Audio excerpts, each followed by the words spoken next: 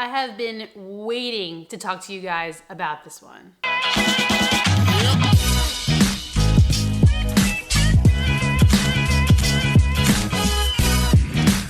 Good morning, YouTube. What's up, everybody? I hope you're safe and healthy and happy and doing okay. So this past weekend, I was in New York City with Believe in the Run and the Train to NYC team. We did the New Balance 5th Ave Mile, and it was just like the most fun experience. I've never raced an official mile before, besides when I was in like 3rd grade.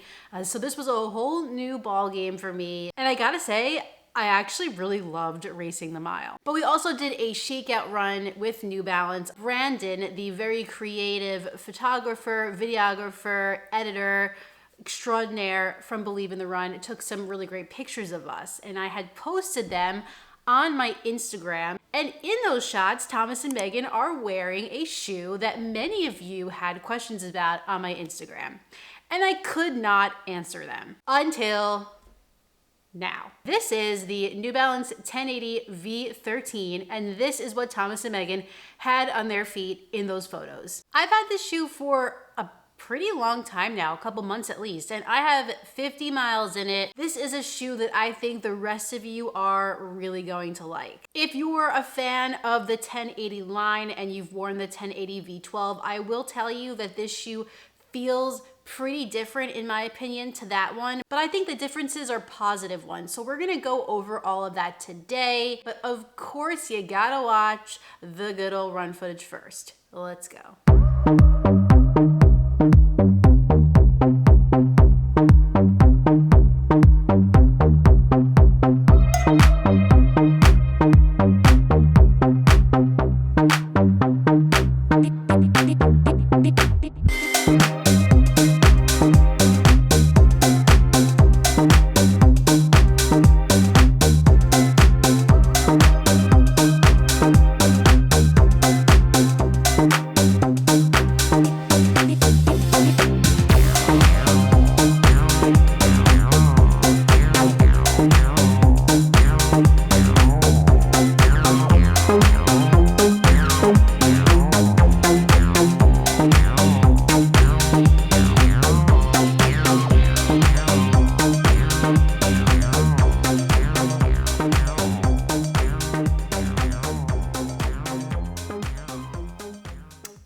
Started today, I do want to let you know that this shoe was sent to me by New Balance. However, they're not going to see this video before you. They can't tell me what to say, and all of my opinions are completely my own. So the upper of the shoe has changed pretty significantly from the previous version, V12. That was more of a knit upper. It was sort of a mix between mesh and knit. This is pretty much just mesh. It does still have a little bit of that stretch in the forefoot area, which I actually like. I think it gives you a nice amount of room. Your foot doesn't feel restricted in there. But if you go to the midfoot, it feels more like that traditional mesh, and there is a bit of structure here to keep your midfoot in place, which I welcome. And the heel counter is very sturdy, locks your heel in there as well. Materials wise, I do quite like the V13's upper. I think it's very comfortable, very accommodating. What I will say is that it's maybe a touch on the warm side. When I first got it though, and it was a little less humid outside, I didn't really feel any of that. But now that the climate is kind of going bananas, I am starting to notice it. The tongue is nicely gusseted, so it complements that midfoot structure that we talked about really well. And there's no shortage of padding around the ankle collar as well, as you can see. And even this pull tab sort of situation here in the back is very chunky and foamy. I don't really know why they did that, but I don't have a problem with it. If we turn the shoe this way, I think you have a decent amount of room here in the midfoot and in the forefoot. I don't feel like my toes are crammed in here midfoot wise. I think that it has plenty of room. Over the course of 50 miles, I've had no issues with hot spots, blisters, or irritation. This shoe is meant to give you those nice, comfortable daily training miles, and the upper does exactly that. So I am pretty impressed with it as a whole. And as a whole, I do also like it better than the V12's upper. But I know you guys want to know about the midsole, and that is where I think this shoe just completely knocks V12 out of the park, as it should. Yes, this midsole is a full-length slab of Fresh Foam X, but there is absolutely something different in this formulation of Fresh Foam X. It is not like its predecessor at all. This Fresh Foam X feels much cushier, but also maintains a little bit of life. They've somehow managed to upgrade both of those things, which sometimes it's really hard to do. Sometimes you'll make a shoe softer, but it'll lose some life, or you'll make a shoe more lively and it'll lose some of its softness. Not here. So like I said, I've got 50 miles in this shoe and I've been using it for pretty much my easy runs and some long runs. So my easy runs can sometimes be 5, 6, sometimes 4 miles. And my long runs as well, easy long runs without a workout in there, I've been using this shoe for as well. So my last 14 miles that I did last week, I went at about a 9:30 to 10-minute mile pace. It certainly feels great when your legs are trashed from maybe a workout the day before, like a speed workout. Like when your legs are just so tired, I found that I've been grabbing this shoe as much as I possibly can. During my 14-mile run, I was a bit concerned that I would feel like this shoe is too soft, and it was very humid outside. I felt like absolute dog crap the entire run. However, my feet did not feel dead. They didn't feel tired. I didn't feel like I was losing energy in the shoe.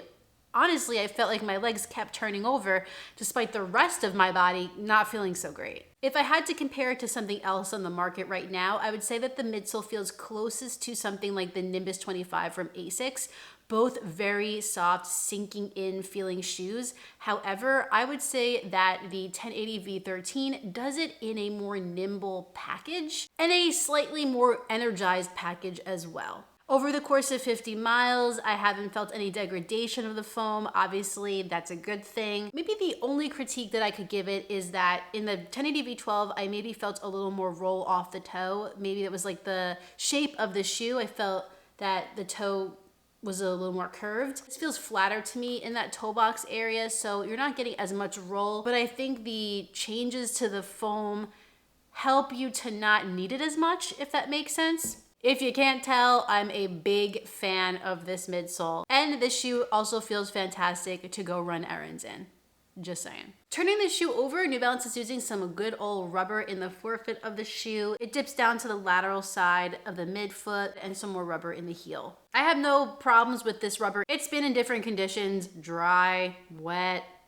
That's pretty much all you're gonna get in the summer months, but it is really good. It feels like it grips onto the pavement just fine. I feel confident going around turns, going a little bit faster, all that sort of stuff. And it's been holding up really well. It's got a bit of wear maybe at the top of the toes, but other than that, really nothing to complain about here. The New Balance 1080 V13 will be $160. When it becomes available on Running Warehouse's website, I will link them in the description down below. You can click that link and pick up your own pair. Just keep in mind that we'll be an affiliate link with Running Warehouse. However, it won't mean much for you. It just helps out my channel so I can keep making these videos. I really do think this shoe is worth it. This is just a big glow up for them in terms of the 1080 line. Right now, the 13 is one of my favorite shoes to run in by a long mile. Oh damn, I almost forgot to rate this shoe. I forgot this is a full review. I am giving the New Balance 1080 V13 4.5 out of 5 stars, hands down. It loses that half a point for maybe being a little bit hot in the upper, and maybe I wish it was a little more rolly off the toe, better rocker kind of sensation, but that's it. Everything else, I love. Now I feel better. Now I can end the video. Are you gonna try the 1080 V13? Are you interested in it? Are you not? Comment down below what your thoughts are. I'd love to hear from you guys. And I am very excited. I am finally able to share it with all of you. Well, everyone, that concludes my full review of the New Balance 1080 V13. If you enjoyed this video, please like it down below and subscribe. And when you're done with all that, hit the notifications bell so you can find out every time I upload a new video. This colorway is okay. I'm not mad at it. I like the off-white midsole, but if you don't really like this colorway, trust me, there are other colorways coming out that you will like a lot better. I have another video for you next week, but in the meantime, get out there, get on the grind, and don't forget to run like heller. See you next time.